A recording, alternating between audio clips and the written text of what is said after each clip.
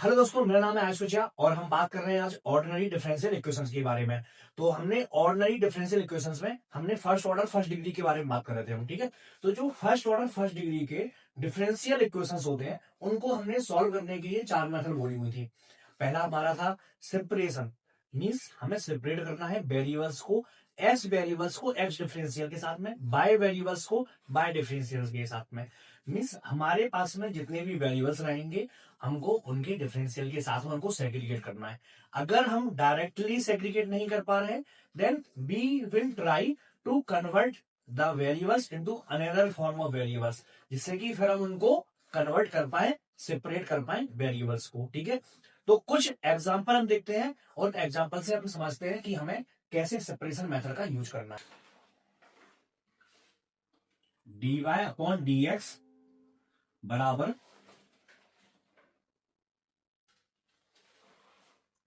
1 plus X plus Y plus X Y. एक हमें differential equation दिया हुआ है और हमें बोला हुआ है ये क्या है। सबसे पहले हम ये चेक करते हैं इसकी डिग्री कितनी है और इसकी ऑर्डर क्या है। तो इसका डिग्री कितना होगा, इसका डिग्री होगा, डिग्री कैसे लिखते हैं, पहले हम जाएंगे ऑर्डर पर। कितने ऑर्डर का है, फर्स्ट ऑर्डर का है, क्योंकि D by upon D x है, इसकी हाईएस्ट पावर 1 है, ठीक है, वन टाइम डिफरेंशियल है, ऑर्डर हमारा 1 हो गया। फिर जो हमारा डी बाई और डी एक्स है इस पर पावर कितनी है, इस पर पावर भी 1 है, तो हमारा ही फर्स्ट ऑर्डर फर्स्ट डिग्री का डिफरेंशियल ऑर्डनरी इक्वेशन हो गया, क्लियर। अब हमें क्या करना है, हमें सेपरेशन ऑफ वेरिएबल पर जाना है। तो सेपरेशन ऑफ वेरिएबल जाएंगे तो हम क्या हो जाएगी, यहाँ पर हम देख रहे हैं 1 प्लस के एक्स है और यहाँ पर भी अगर हम इसको बाय कॉमन निकाल लेंगे तो हमारे पास में 1 प्लस के एक्स ही आएगा, हो गया। अब हम अगर इसको फॉर्म में लिख सकते हैं 1 प्लस एक्स एंड इनटू में 1 प्लस वाई, ये हो गया। डी वाई अपॉन डीएक्स के फॉर्म में है तो डी वाई अपॉन डीएक्स ही दे दिया। अब अगर हम इसको सेपरेट करें, एक्स को एक्स साइड में, बाय को बाय साइड में, तो क्या हो जाएगा हमारा D Y upon 1 plus Y, क्योंकि 1 प्लस वाई हम नीचे ले लिया और डीएक्स ऊपर ले लिया, तो क्या हो जाएगा 1 प्लस एक्स इंटू में डीएक्स। इसको हम क्या करें, अब इंटीग्रेट करें। अगर हम यहां पर इंटीग्रेट करें तो क्या आएगा हमारा लॉग 1 प्लस वाई, और अगर हम यहां पर इंटीग्रेट करें तो क्या आएगा x plus x square by 2, हो गया। हमने इसको भी इंटीग्रेट कर दिया, इसको भी इंटीग्रेट कर दिया, आंसर हमारा इतना आ गया। अब जब हम इंटीग्रेशन करते हैं तो इंटीग्रेशन के बाद में हम एक कांस्टेंट टर्म्स भी लिखते हैं, तो हमने यहाँ पर एक कांस्टेंट टर्म लगा दिया हमने, तो हमने इसका आंसर निकाल दिया। इसका आंसर निकाल दिया, क्यों निकाल दिया, क्योंकि फर्स्ट ऑर्डर फर्स्ट डिग्री का था। हमने इसमें वेरिएबल्स को सेपरेट कर दिया, वेरिएबल्स को सेपरेट करने के बाद दोनों को इंडिविजुअली डिफरेंट डिफरेंट हमने इसको इंटीग्रेट कर दिया और हमारा आंसर आ गया, क्लियर। अब हम एक और एग्जांपल देखते हैं जिसमें होमोजीनियस इक्वेशन है लेकिन हमें उसमें वेरिएबल्स को किसी दूसरे वेरिएबल्स के टर्म्स में लिखना पड़ेगा, ठीक है। तो चलिए हम एक क्वेश्चन को देख लेते हैं ऐसे।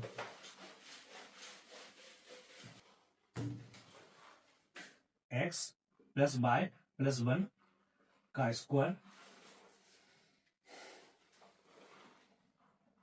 Into D Y upon D x equal to में 1। अगर हम यहां पर देखें तो हमें क्या लिख रहा है, एक्स प्लस वाई प्लस 1 का स्क्वायर इंटू में D Y D x equal to में 1। अगर हम इसको सॉल्व करें तो हमारे पास में वेरिएबल सेपरेट हो रहे हैं क्या, इसमें नहीं हो रहे हैं। क्यों नहीं हो रहे हैं, क्योंकि अगर हम इसको, इसमें एक्स भी है वाई भी है तो नहीं कर पा रहे हैं। तो हम क्या करें, इस पूरे टर्म को अगर हम एक वेरिएबल ले लेंगे तो क्या हो जाएगा, x plus Y plus 1 equal to में टी ले लिया तो हमारा क्या हो जाएगा 1 plus d Y upon D x, यहां पर 0 हो जाएगा, इक्वल टू में d t upon D x हो जाएगा, हो गया। अगर हम अब वेरिएबल की वैल्यू निकालें तो क्या हो जाएगा, d Y upon D x differential की वैल्यू निकालें तो क्या हो जाएगा d t upon D x minus 1।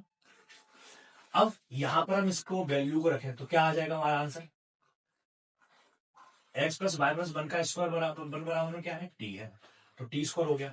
D Y upon D x बराबर में क्या है d t upon D x minus 1, तो हमने यहां पर लिख दिया d t upon D x minus 1, कोई गलती है क्या? नहीं है। इक्वल टू में 1 है, इक्वल टू में 1 कर दिया। अगर हम इसको सॉल्व करें तो क्या हो जाएगा हमारा answer? dt upon dx minus 1 equal to में 1/t²। ये हो जाएगा, ये हो गया। तो अगर हम इसको फिर से सॉल्व करें तो क्या हो जाएगा? dt इक्वल टू में 1 plus t² upon t² upon dx। अगर हम इसको फिर से आगे आगे करें तो क्या हो जाएगा?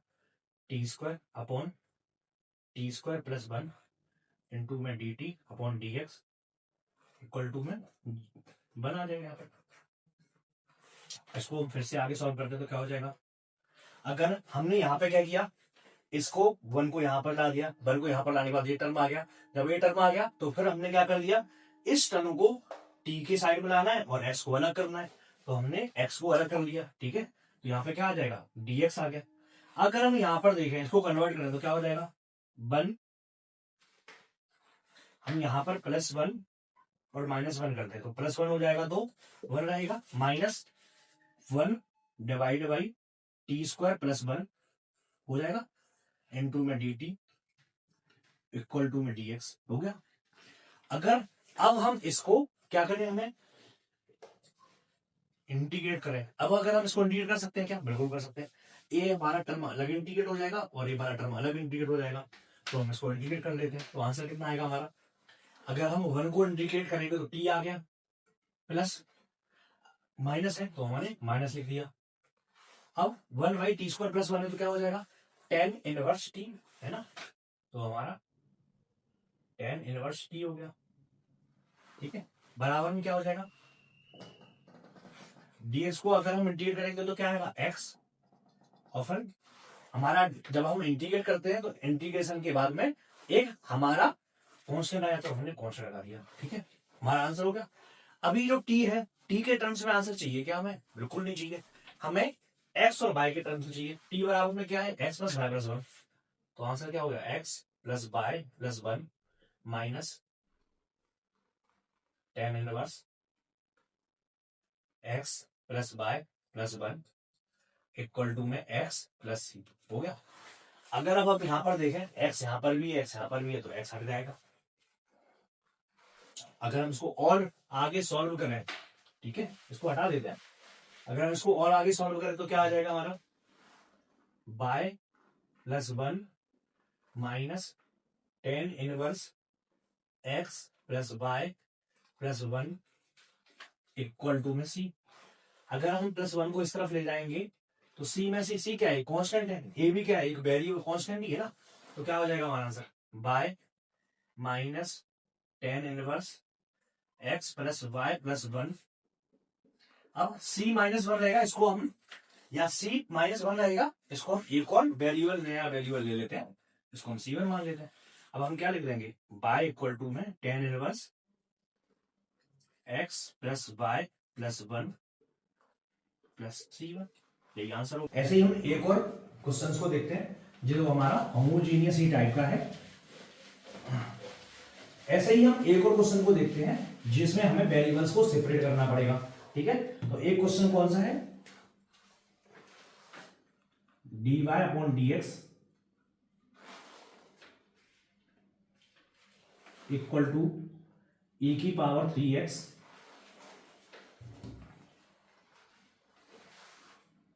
माइनस 2y प्लस x²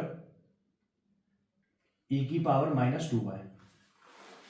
अगर हम यहां पर देखें तो हमें क्या चीज समझ में आ रही है?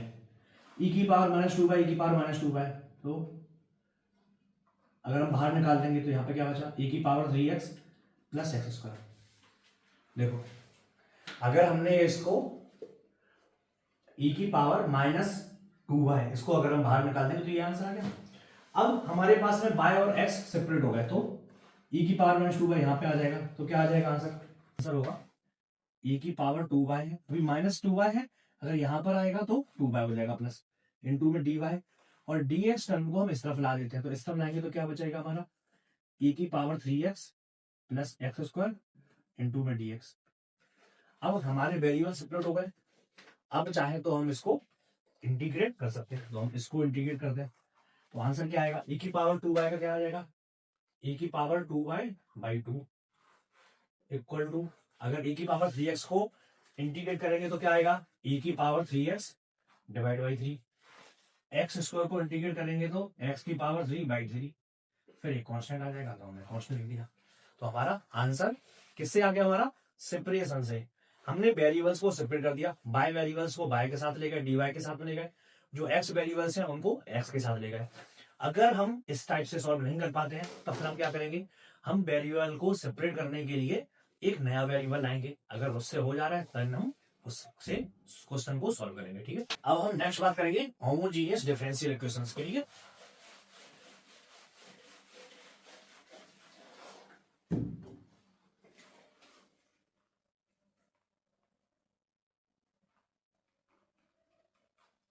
अगर हम होमोजीनियस वर्ड की बात करें तो सेम होना चाहिए। ठीक है, सेम होना चाहिए मीन्स होमोजीनियस होना चाहिए। वो कैसे होगा, dx dy, और फिर यहां पर कोई फंक्शन है f(x,y) और यहां पर भी फंक्शन है f(x,y). अब होमोजीनियस वर्ड का मतलब क्या हुआ, होमोजीनियस वर्ड का मतलब हुआ जो पावर्स हैं, जो f(x,y) के ऊपर पावर है, यहाँ पे दूसरा फंक्शन g(x,y) ले लेते हैं।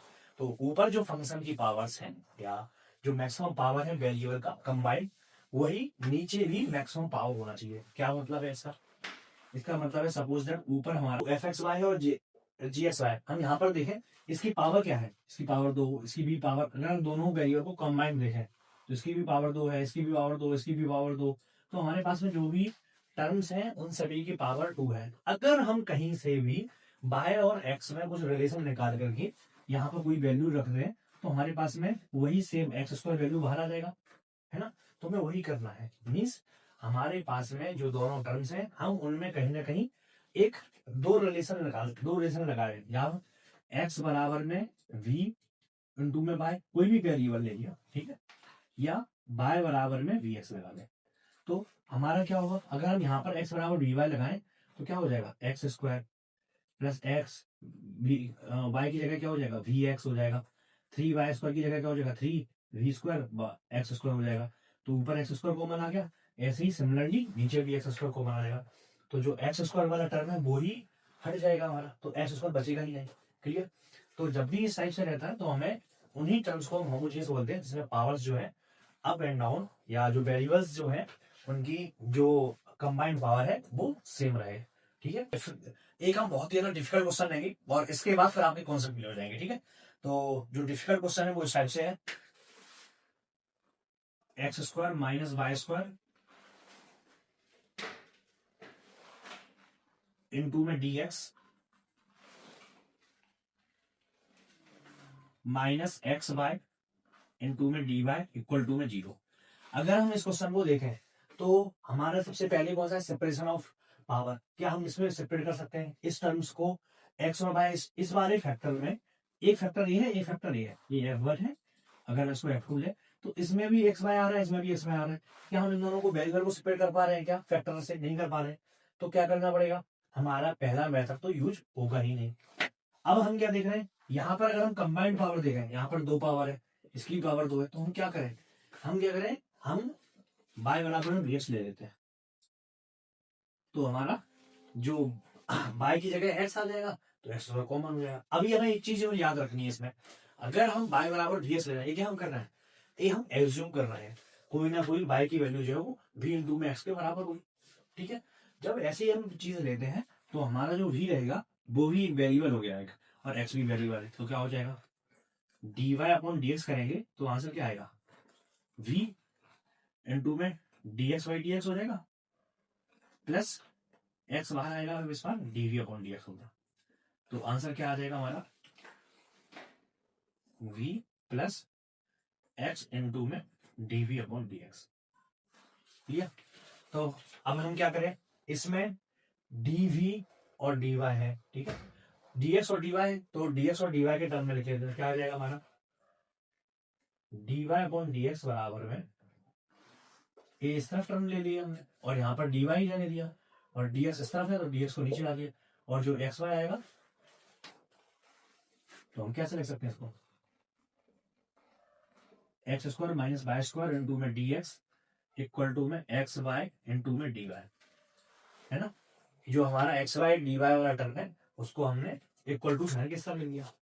अब d Y upon D x लिखेंगे। अब अगर हम d Y upon D x लिखेंगे तो बराबर में क्या हो जाएगा, x square minus y square upon x y, हो गया।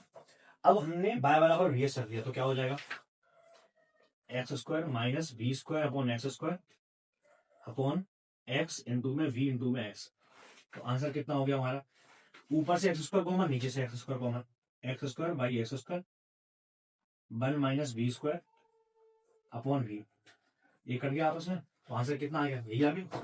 अब हमारे पास में D Y upon D x की वैल्यू इतनी आ गई और हमें पता है d Y upon D x बराबर क्या होगा, वी प्लस एक्स।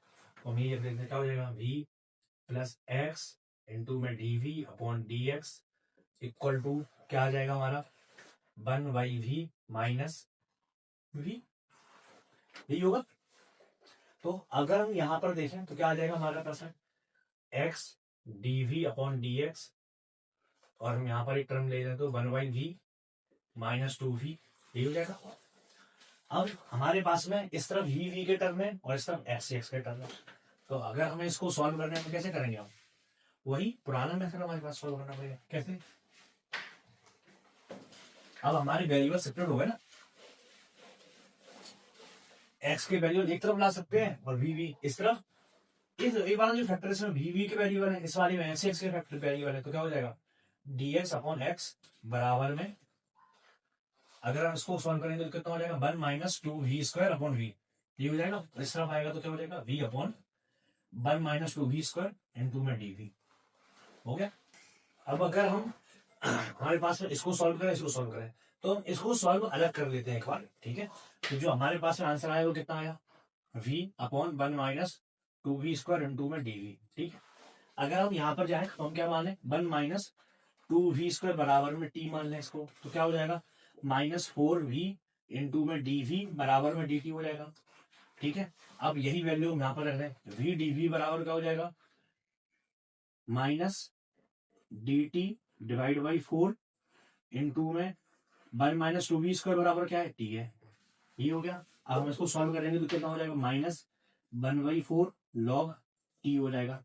अगर हम इसको सॉल्व करेंगे आगे तो क्या हो जाएगा, minus one by four log of t की वैल्यू कितनी हो जाएगी, टी की value one minus two we square हो जाएगा, हो जाएगा। तो हमने अब यहां पर सॉल्व कर दिया, डी एक्स अपॉन एक्स बराबर कितना हो गया, लॉग एक्स हो गया, बराबर में कितना हो गया, minus one by four log one minus two we square, ये हो गया, one minus two we square हो गया। अब यहां पर क्या आ गया हमारे पास, प्लस के सी आएगा। तो अगर हमारे पास में लॉग का टर्म ए है, लॉग का टर्म ए है, तो हम क्या कर दे यहाँ पर लॉग एक्स माइनस है तो प्लस हो गया, one by four log one minus two we square, ये होगा बराबर में सी। तो अगर हम यहां पर देखें तो कितना हो जाएगा, लॉग प्लस में होती है तो मल्टीप्लाई हो जाता है, तो एक्स इंटू में क्या हो जाएगा, इंटू में क्या होगा, अब वन बाई फोर है इसका यहाँ पर क्या होगा, मल्टीप्लाई होगा, ठीक है। One minus two we square की power one by four into में कितना हो गया, बराबर में सी, ठीक है। अगर हम इसको सॉल्व करेंगे तो क्या हो जाएगा,